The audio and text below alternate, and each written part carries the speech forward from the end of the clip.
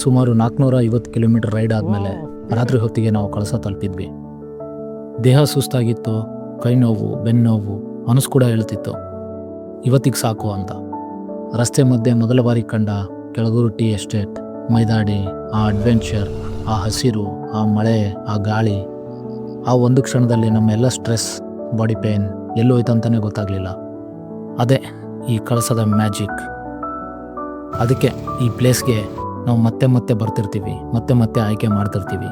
ಇಲ್ಲಿ ರೋಡ್ಸ್ ಅಷ್ಟೇ ಅಲ್ಲ, ಇಲ್ಲಿಯ ಪ್ರಕೃತಿ, ಜನ, ಹಾಗೆ ಇಲ್ಲಿ ಪ್ರಾಣಿಗಳು ಕೂಡ ಚಂದ. ನಾನು ಈ ಲಾಡ್ಜಿಗೆ ಬಂದಾಗಲೆಲ್ಲ ನನಗೊಬ್ಳು ಸ್ಪೆಷಲ್ ಫ್ರೆಂಡ್ ಭೇಟಿ ಆಗ್ತಾಳೆ. ಅವಳಿಗೆ ನಾನು ಇಟ್ಟ ಹೆಸರು ಚಿನ್ನು. ಅವಳಿಗೆ ನಾನು ಯಾರು ಅನ್ನೋದು ಗೊತ್ತಿಲ್ಲ, ಆದರೆ ನನ್ನನ್ನು ನೋಡಿದ ತಕ್ಷಣ ಸಂತೋಷ ಅದನ್ನು ವರ್ಡ್ಸಲ್ಲಿ ಎಕ್ಸ್ಪ್ಲೇನ್ ಮಾಡೋಕ್ಕಾಗಲ್ಲ. ನಾನು ಎಲ್ಲಿ ನಿಂತರೂ ಒಂದೇ ಒಂದು ಸೀಟಿ ಹೊಡೆದ್ರೆ ಕನಿಷ್ಠ 2 ನಾಯಿಗಳಾದರೂ ಬಾಲ್ ಅಲರ್ಸ್ಕೊಂಡು ನನ್ನ ಹತ್ರ ಬರುತ್ತವೆ. ಅದೇ ಕನೆಕ್ಷನ್. ನೀವೇನಾದರೂ ನಾಯಿನ ಸಾಕೋರಾಗಿದ್ದು ಅಥವಾ ನಾಯಿಗಳು ಕಂಡ್ರೆ ಇಷ್ಟ ಇದ್ದರೆ ಇದನ್ನು ಖಂಡಿತ ರಿಲೇಟ್ ಮಾಡ್ತೀರಿ. ಇವಾಗ ಮತ್ತೆ ಹೊರಡೋ ಸಮಯ. ಎಲ್ಲ ಲಗೇಜ್ಗಳನ್ನ ಪ್ಯಾಕ್ ಮಾಡ್ತಾಯಿದ್ದೀನಿ. ಮುಂದಿನ ಡೆಸ್ಟಿನೇಷನ್ಗೆ ರೆಡಿ ಆಗಬೇಕು. ಯಾಕಂದರೆ ಲೈಫ್ ಅಂದರೆ ಒಂದೇ ಜಾಗದಲ್ಲಿ ನಿಲ್ಲೋದಲ್ಲ.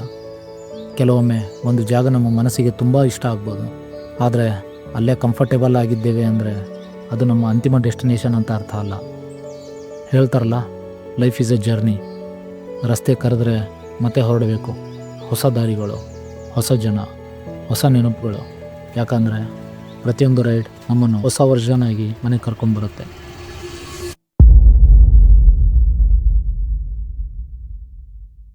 ಎಲ್ಲರೂ ರೆಡಿ ಆಗತ್ತಾರ. ಇವಾಗ ಟೈಮ್ 11 ಗಂಟೆ. ಮೋಡ ಕವಿದ ವಾತಾವರಣ ಏನಿಲ್ಲ. ಅವಾಗ ವೆದರ್ ಚೇಂಜ್ ಆಗಕತ್ತೈತಿ. ಕ್ಲೌಡಿಯಿಂದ ಸನ್ನಿಯಿಂದ ಕ್ಲೌಡಿ. ಇವತ್ತು ಕುದುರೆಮುಖ ಹೊಂಟೀವಿ. ಇವತ್ತು ಕುದುರೆಮುಖದಿಂದ ಕುಂದಾಪುರ ಇಲ್ಲ ಉಡುಪಿ ಹೋಗೋ ಪ್ಲಾನ್. ಅಂದರೆ ವಾಯ ಕಾರ್ಕಳ. ಹಾಗೆ ರೆಗ್ಯುಲರಾಗಿ ಬರ್ತಿದ್ವಲ್ಲ ಮಲ್ನಾಡು ಮನೆ ತಿಂಡಿ ಅಂತ ನಾನು ವೀಡಿಯೋದಾಗ ಹೇಳಿದ್ದೆ. ಅದನ್ನು ಮುಚ್ಚಿಬಿಟ್ರ. ಬೇರೆ ಕಡೆ ಹೋಗಿದ್ವಿ, ಆ ಲೆವೆಲಿಗೆ ಟೇಸ್ಟ್ ಏನು ಸಿಗಲಿಲ್ಲ. ಬಟ್ ಪಲಾವ್ ಚಲೋ ಆಯ್ತು. ಇದನ್ನು ನಿಮಗೆ ಜುಗಾಡು ಹಳೆ ವೀಡಿಯೋ ನೋಡಿದ್ರೆ ಗೊತ್ತಿರುತ್ತೆ. ನನಗೆ ಹಿಂಗಿದ್ರೆ ಸ್ವಲ್ಪ ಆಸ್ಥೆಟಿಕ್ ಲುಕ್ ಕಂಡಂಗೆ ಕಾಣುತ್ತೆ. ಸ್ಯಾರಿ ಗಾರ್ಡ್ ತೆಗೆದುಬಿಟ್ಟಿನಿ, ಚಲೋ ಕಾಣುತ್ತೆ ಲುಕ್ ಅಂತ. ಬಟ್ ಹಿಂದೆ ರಜ್ಜೆ ಹಾಕ್ಸಿಡಿಯಲ್ಲ ಅಂತ ಅಂದ್ರೆ ನಾನು ಇದ್ರಂಗೆ ಒಂದು ಜುಗಾಡು ಮಾಡೀನಿ. ಇದ್ರಾಗ ಏನಾಗುತ್ತೆ ಗೊತ್ತಾ, 2 ನಟ್ ಹಾಕಿ ಇಟ್ಬಿಟ್ಟಿನಿ. ಅದು ಜಲ್ದಿ ಇದಾಗಲ್ಲ. ಏನೋ ವೈಬ್ರೇಷನ್ ಬಂದ್ರೆ ನಟ್ಟು ಒಪ್ಚಂಗಿಲ್ಲ. ಮಳೆ ಬಂದಾಗ ಹಿಂಗಿಡ್ತೀನಿ, ಮೇಲೆ ಹೊಡೆಯಂಗಿಲ್ಲ. ಇಲ್ದಂಗೆ ಮೇಲೆ ಹಾಕಿ ಇಟ್ಬಿಡ್ತೀನಿ. ಇದನ್ನ ವೆದರ್ ಚೇಂಜ್ ಆಗೋದಕ್ಕೆ ಇದನ್ನ ಇಲ್ಲೇ ಇಟ್ಕೊಂಬಿಟ್ಟಿನಿ. ಪ್ಯಾಂಟ್ ಏನಿಲ್ಲ, ನಿನ್ನೆ ಹಾಕ್ಕೊಂಡು ನಿಂತು ಇದ್ರೂ ನಡೆದೋಗ್ತೈತಿ. ನಾವು ಇದ್ದಿದ್ದು ತೋಟದೂರು ಯಾತ್ರೆ ನಿವಾಸ ಅಂತ. ಒಳ್ಳೆ ಬಜೆಟ್ ಒಳಗಿತ್ತು. ಅಕ್ಷಯ್ ಫ್ಯೂಲ್ ಹಾಕ್ಸೋಕೆ ಹೋಗ್ಯಾನ. ನಂದು ಆಲ್ಮೋಸ್ಟ್ 5 ಪಾಯಿಂಟ್ ಐತಿ. 2 ಪಾಯಿಂಟ್ ಅಷ್ಟೇ ಕಡಿಮೆ ಆಗಿರೋದು. 200 ಕಿಲೋಮೀಟ್ರ್ ರೇಂಜ್ ಐತಿ ಈಗ ಪೆಟ್ರೋಲ್ದು. ಅಲ್ಲಿವರೆಗೂ ಟೆನ್ಷನ್ ಏನಿಲ್ಲ. ಸಂಸೆ ಕಡೆ ಕುಡಿಯಂಬಿಡು. ಹಂಗಂತೀಯಾ? ಬರೀ ಬೈಕರ್ಸಿ ಅದರಲ್ಲಿ. ಮಳೆಗಾಗಿ ಹೊರಟ ಪ್ರತಿಯೊಂದು ರೈಡ್ ಮಳೆಯಲ್ಲಿ ಮುಗಿಯಬೇಕೆಂದೇನಿಲ್ಲ.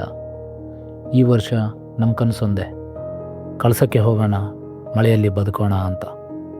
ಹೃದಯದ ತುಂಬ ನಿರೀಕ್ಷೆ ರೈನ್ಕೋಟ್ ಬ್ಯಾಗ್ನಲ್ಲಿತ್ತು. ಕ್ಯಾಮ್ರಾ ರೆಡಿಯಾಗಿತ್ತು.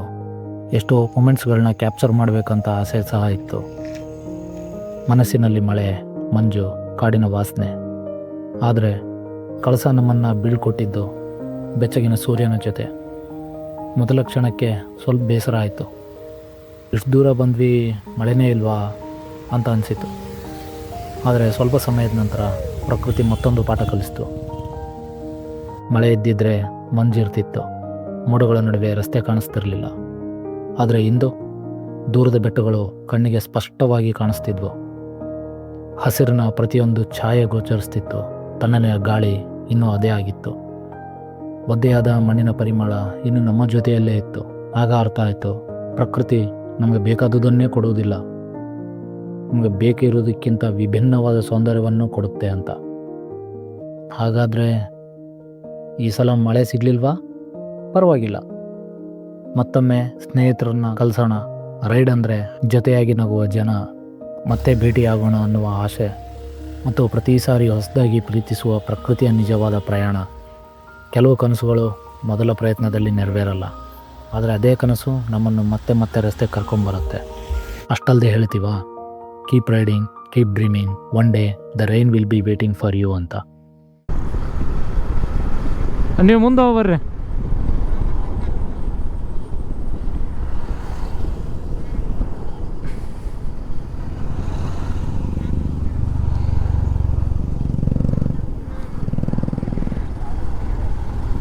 ಅದಕ್ಕೆ ನಾನು ಸ್ಲೋ ಮಾಡ್ಕೊಂಡೆ.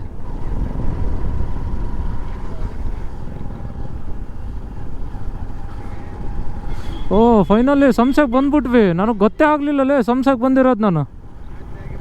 ಅಡ್ಡ ಈ ಲೆವೆಲ್ ಈ ಕ್ರೌಡ್ನಾಗ ಒಟ್ಟ ಬಂದಿದ್ದೇ ಇದ್ದಿಲ್ಲ ನಾವು. ಓ ಇಷ್ಟೊಂದು ರಶ್. ಆ್ಯಕ್ಚುಲಿ ಟೀ ಕುಡಿಯೋಕೆ ಇಲ್ಲಿ ಪ್ಲ್ಯಾನ್ ಮಾಡಿದ್ವಿ.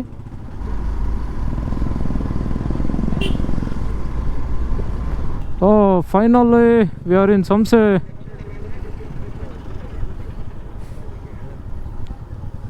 ವಾ ಮುಂದೆ ನೋಡಲೆ ವ್ಯೂ ಮೇಲೆ. ಹಿಂಗೆ ಲೆಫ್ಟ್ ಹೋದರೆ ಸನ್ಸೆಟ್ಟು ದಿಡುಪೆ ಹೊಡಿಬೋದು. ಒಂದು ಪ್ರಶ್ನೆ, ಪ್ರತಿ ಸಲ ಫೇಮಸ್ ಪ್ಲೇಸ್ ಅಂದರೆ ಮಾತ್ರ ಬೆಸ್ಟ್ ಎಕ್ಸ್ಪೀರಿಯನ್ಸ್ ಸಿಗುತ್ತಾ? ಸನ್ಸೆಟ್ ಟೀ ಎಸ್ಟೇಟ್ನಲ್ಲಿ ಒಂದು ಟೀ ಕುಡಿಯೋಣಂತ ಪ್ಲಾನ್ ಇತ್ತು ಬೆಳಗ್ಗೆಯಿಂದ. ಆದರೆ ಕ್ರೌಡ್ ನೋಡಿದ ತಕ್ಷಣ ಇರಲಿ ಬಿಡ್ರಿ ಮುಂದೆ ಹೋಗೋಣ ಅಂತ ಡಿಸೈಡ್ ಮಾಡಿದ್ವಿ. ಸ್ವಲ್ಪ ದೂರ ಹೋದ್ಮೇಲೆ ರೋಡ್ ಸೈಡಲ್ಲಿ ಇನ್ನೊಂದು ಸ್ಟಾಲ್ ಸಿಕ್ತು. ಆದರೆ ಅಲ್ಲಿ ದೊಡ್ಡ ಬೋರ್ಡ್ ಇರಲಿಲ್ಲ, ಇನ್ಸ್ಟಾಗ್ರಾಮಲ್ಲಿ ಫೇಮಸ್ ಕೂಡ ಆಗಿರಲಿಲ್ಲ. ಆದರೆ ಬಿಸಿ ಬಿಸಿ ಕಾಫಿ, ತಂಪಾದ ಗಾಳಿ, ಸುತ್ತಲೂ ಹಸಿರು ನೇಚರ್, ಆ ಮೂಮೆಂಟ್ ಮಾತ್ರ ನೆಕ್ಸ್ಟ್ ಲೆವೆಲ್ ಫೀಲಿಂಗ್ ಕೊಟ್ಟಿತ್ತು. ಪ್ರತಿ ಸಿಪ್ ಜೊತೆಗೆ ಮನಸ್ಸು ಕೂಡ ಕಾಮಾಗ್ತಿತ್ತು. ಆಗ ಒಂದು ಥಾಟ್ ಬಂತು, ಕೆಲವೊಮ್ಮೆ ಫೇಮಸ್ ಪ್ಲೇಸ್ಗಳು ಬೇಕಾಗಲ್ಲ, ನೇಚರ್ ಎಂಜಾಯ್ ಮಾಡೋ ಕಣ್ಣಿದ್ರೆ ಸಾಕು. ನಮ್ಮ ಜರ್ನಿಯಲ್ಲಿ ಬೆಸ್ಟ್ ಮೆಮೊರೀಸ್ ಗೂಗಲ್ ರೇಟಿಂಗಿಂದ ಬರಲ್ಲ, ಅವು ಅನ್ಎಕ್ಸ್ಪೆಕ್ಟೆಡ್ ಪ್ಲೇಸ್ನಲ್ಲಿ, ಅನ್ಎಕ್ಸ್ಪೆಕ್ಟೆಡ್ ಮೊಮೆಂಟ್ಸ್ನಲ್ಲಿ ನಿಶಬ್ದವಾಗಿ ಸಿಗುತ್ತವೆ. ಸೊ ನೆಕ್ಸ್ಟ್ ಟೈಮ್ ರೈಡ್ಗೆ ಹೋದಾಗ ಫೇಮಸ್ ಸ್ಪಾಟಿಂದ ಓಡೋದಕ್ಕಿಂತ ಸ್ವಲ್ಪ ನಿಧಾನವಾಗಿ ಸುತ್ತಲೂ ನೋಡಿ. ಯಾಕಂದರೆ ನೇಚರ್ ಯಾವಾಗಲೂ ಶೋ ಮಾಡ್ತಿರುತ್ತೆ. ನಾವು ಸ್ಲೋ ಮಾಡಿದರೆ ಸಾಕು, ನೆಮ್ಮದಿಗೆ ಎಷ್ಟು ಬೇಕೋ ಅದು ಸಿಕ್ಕೇ ಸಿಗುತ್ತೆ. ಕಾಫಿ ಕುಡಿದ್ವಿ, ಈಗ ಬಿಟ್ಬಿಡೋದೆ. ಮೈಂಡು ರೀಚಾರ್ಜ್ ಆಯಿತು. ಗೋಪ್ರದ ಬ್ಯಾಟ್ರಿನೂ ಚೇಂಜ್ ಮಾಡಿದೆ. ಇನ್ನೊಂದು ಬ್ಯಾಟ್ರಿ ಚಾರ್ಜ್ಗೆ ಹಾಕೀನಿ, ಆನ್ ಮಾಡ್ಕೊಂಡೆ. ಹಾಂ ನಮ್ಮ ಅಕ್ಷಯನ ಸ್ಟಾರ್ಟ್ ಮಾಡ್ಕೊಂಡ, ಮ್ಯೂಟ್ ಹಾಕ್ಯ ನಾನು ಅಣ್ಣ. ಇವಾಗಿಂದ ಕುದುರೆಮುಖ ಕೊಟ್ಬಿಡು, ಬಾ ಜೊತೆ ಕರ್ಕೊಂಡು ಹೋಗ್ತೀನಿ. ಈ ಒಂದು ಗೋರಿಲ್ಲಾ ಪಾಡಿಂದ ಭಾಳ ಯೂಸ್ ಆಯ್ತು ಈ ಸರ್ತಿ. ಥ್ಯಾಂಕ್ಸ್ ಲೇ ಅಳಿಯ, ಕ್ರೆಡಿಟ್ಸ್ ಕೊಟ್ಟಿಲ್ಲ ಅಂತಂದು ಫೋನ್ ಹಚ್ಚಿ ಬೈಬಾಡ್ಲಿ. ವಾ ಯಾವ್ದು ಗುರು ಗುಡಿ ಇದು, ಬಾಪ ವಾನ್ ಯಾಕ. ವಾವ್ ಅಪ್ಪೇ ಲೆಫ್ಟಿ ಮನಿ ನೋಡು ಅಕ್ಷಯ್, ಎಷ್ಟು ಚಂದ ಐತಿ. ಅಬ್ಬೆ ಅದೇನು ಝೆಡ್ ಪಾಯಿಂಟ್ ಅಂತಾರಲ್ಲ ಅದು ಅಲ್ಲಲ್ಲ, ಜಾಲಿ ಗುಡ್ಡನ ಅದು. ಕ್ರಿಕೆಟ್ ಗ್ರೌಂಡ್ ನೋಡಿದ್ರೆ ಹೆಂಗೈತಿ. ಇಲ್ಲಿ ಚೆಕ್ ಪೋಸ್ಟು, ಇಲ್ಲಿಂದ ಟಿಕೆಟ್ ಅಪ್ಪೆ ಹನುಮಾನ್ ಗುಂಡಿ ನೋಡು. ಇವಾಗ ಹೋಗಿ ಇಲ್ಲಿ ಪಾಸ್ ತೊಗೋಬೇಕು, ಇಂತಿಷ್ಟು ಅವರ್ಸು ಅಂತ ಕೊಡ್ತಾರೆ ಅವರು. ಬಟ್ ಹನುಮಾನ್ ಗುಂಡಿ ಅಂತ ತೊಗೊಂಡ್ರೆ 3 ತಾಸು ಕೊಡ್ತಾರಂತ.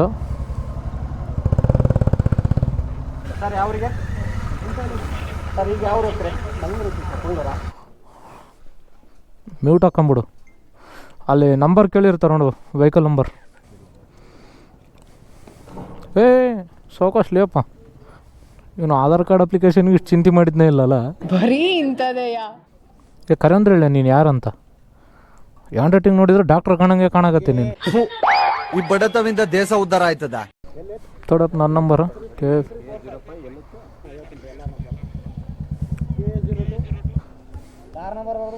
ನೀ ಇನ್ನೊಬ್ರದ್ದು ಬರ್ದು ಬಿಟ್ಟೇಲಿ. ಚಲೋ ಬಾಯ್, ಚಲೋ ರೋಡ್ ಇದ್ದಲ್ಲಿ ಕಟ್ಕೊಂಬಿಡ್ರಿ, ಆಫ್ ರೋಡ್ ಇದ್ದಂಗೆ ನಿಧಾನ ಕೊಡ್ರಿ. ಇವಾಗ ಪಾಸ್ ತೊಗೊಂಡು ಒಂಬ ಫೈನಲ್ ಕುದುರೆಮುಖ ರಾಷ್ಟ್ರೀಯ ಉದ್ಯಾನವನ.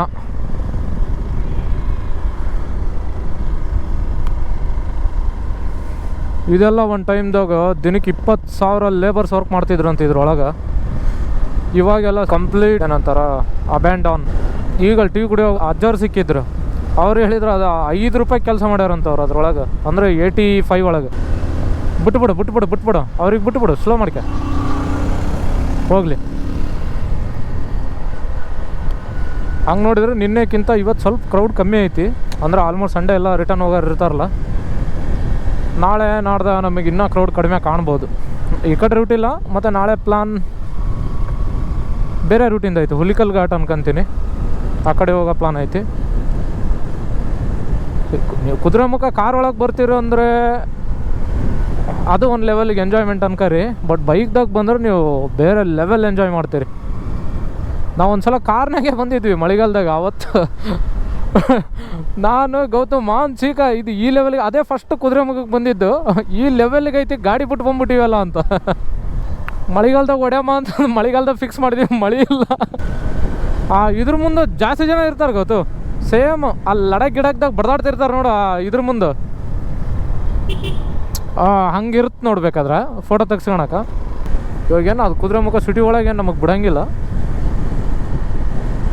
ಜಸ್ಟ್ ಹಂಗೆ ಹೊರಗೆ ನೋಡ್ಕೊಂಡು ಹೋಗೋದು. ಇಲ್ಲೆಲ್ಲ ರೈತಪರ ಸಂಘಟನೆಗಳು ಸ್ಟ್ರೈಕ್ ಮಾಡಿ ನಿಂದಿರ್ಸಿರೋದಂತ ಫ್ಯಾಕ್ಟ್ರಿ. ಅವ್ರು ಸಿಕ್ಕಾಗ ಹಂಗೆ ಹೇಳಿದರು. ವಾ, ಇವ್ರು ಯಾಕೆ ನಿಂತಾರ ಅಂತ ಗೊತ್ತಾಗಲಿಲ್ಲ ನನಗೆ. ಅಯ್ಯೋ, ಹಸು ಬಿದ್ದುಬಿಟ್ಟವು.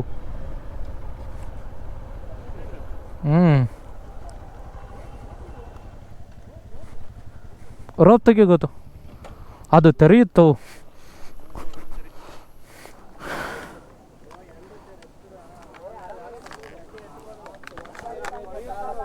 ಅಣ್ಣ ಕೆಳಗ ಇದು ಬಾಟ್ಲ್ ಹಾಕಿ ಅದು ಹಾಕ್ರಿ, ಇಲ್ಲ ಕೊರಿತೈತೆ ಅದು. ಇದನ್ನ ಹಾಕ್ರಿ, ಬಾಟ್ಲ್ ಕ್ರಶ್ ಮಾಡ್ರಿ, ಹಾಕ್ರಿ, ಸಪೋರ್ಟಿಗಿರತ್ತೆ.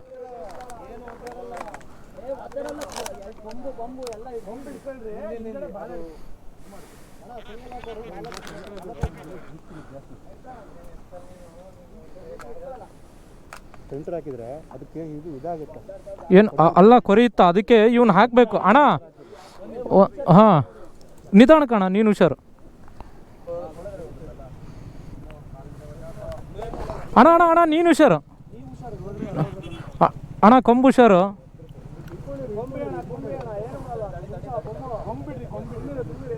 ಅಣ್ಣ ಜಾಸ್ತಿ ಗಲಾಟೆ ಮಾಡ್ಬೇಡ್ರಿ, ಅದು ಪ್ಯಾನಿಕ್ ಆಗ್ಬಿಡ್ತೈತೆ.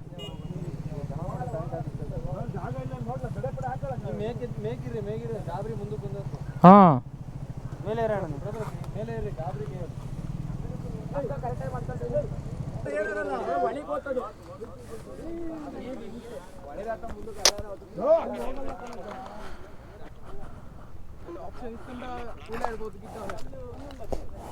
ಅಯ್ಯೋ ಆಕಳಣ್ಣ, ಆಕಳ ಕರ, ಆಕಳ ಕರ ಯಾವುದು, ಆಕಳ ಯಾವುದು, ಎಲ್ಲ ಸೇಮ್ ಸೈಜ್ ಅದಾವು. ಹಾಂ, ಬಂದೈತಿ, ಬಂತು, ಈ ಕಡೆ ಬಂತು. ರೋಪ್ ಎಲ್ಲೈತಿ? ಏನಾಯ್ತು? ಅಲ್ಲ, ಹಿಂಗೆ ಮುಂದಕ್ಕೆ ಹೋದ್ರೆ ಹೊರಗೆ ಬಂದ್ಬಿಡುತ್ತೆ ಬಿಡು ಅದಕ್ಕೆ. ಹಾಂ, ಆ ಗ್ಯಾಪ್ನಾಗ ಅದು ಹೆಂಗೆ ಬಂತನಪ್ಪ ಪಾಪ. ಇಲ್ಲ, ಅದು ಇಳ್ದಿಲ್ಲ ಗೊತ್ತು, ಬಿದ್ದೈತದು. ಯಾಕಂದ್ರೆ ಹಿಂದಕ್ಕೆ ಬರೋಕ್ಕೇನಿಲ್ಲ, ತಿರ್ಗಕ್ಕೂ ಏನಿಲ್ಲ.